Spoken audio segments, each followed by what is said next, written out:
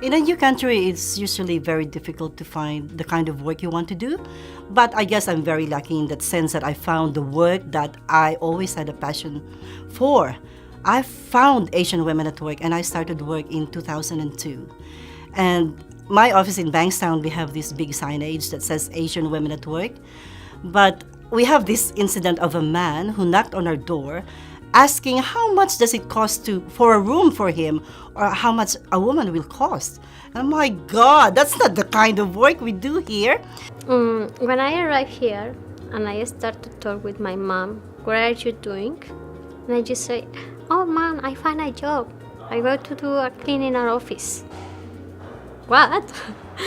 Yes, it's because I have to work in something to keep money because it's too expensive. And my mom say, oh my God, you was working here like an architect because you are an architect, and you go there and start to job in a cleaning job.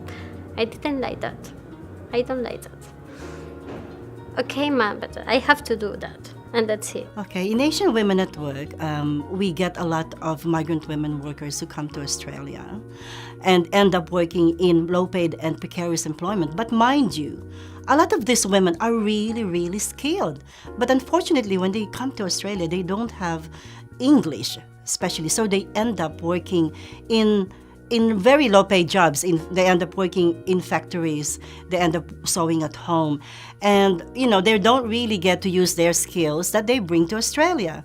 When I was cleaning and studying at the same time, I used this shirt for my cleaner job because I have to take this all the time. Manage my time between the uni and the job. Go to the uni, go to the job in the different hours during the day. So there are my fighting shoes. Once I was going on to uni, and next to my college, so on the actual street, it was like 2 meters to my college, and then there were like this construction site, and there was this old and ugly man. He was standing, like I was just walking, and he was just standing here. And then he's like, oh, stop, where are you going? And I was like, oh, I'm just going to my college, it's just up there. And he's like, oh no, you can't cross that way because it's dangerous construction site, you have to go all the way around. And I'm like, excuse me, it's just 2 meters, 3 meters away, why do you want me to go like around 100 meters all the way around the block to get to my college? He's like, no, it's dangerous for you. And I was like, okay, it's dangerous. And then I went back. As I was going back, this cheeky girl comes. She was wearing mini skirts and her hair open and the high heels. And I was going back, and then she went, and then I could hear her heels, but then I didn't hear her heels stopped. She was just walking across, and then I looked back, and then man, he was just checking her out like that, and I feel really like, oh my God, I feel really, really, really bad for a second. But then I was like, oh my God, thanks God that like I'm wearing hijab and I'm Muslim, like, because he did not care how dangerous it was for her. He did care about how dangerous it was for me.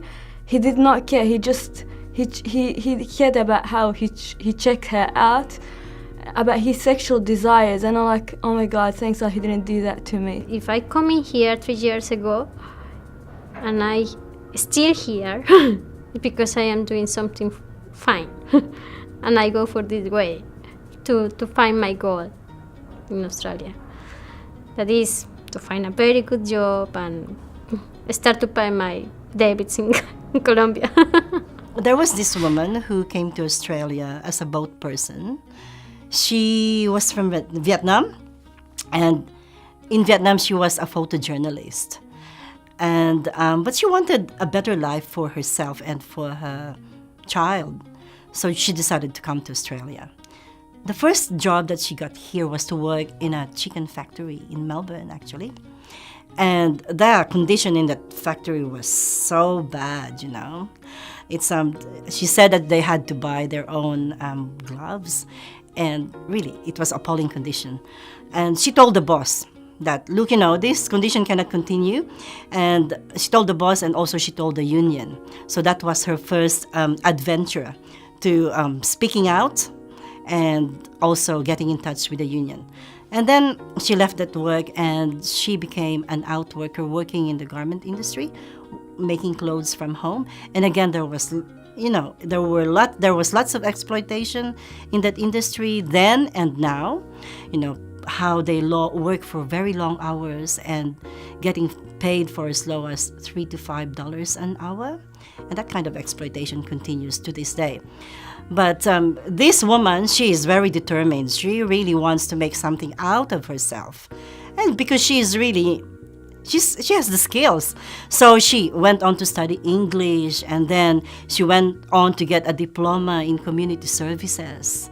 And that's how we found her. She's now one of our very good community workers in Asian Women at Work, and we are very proud of her.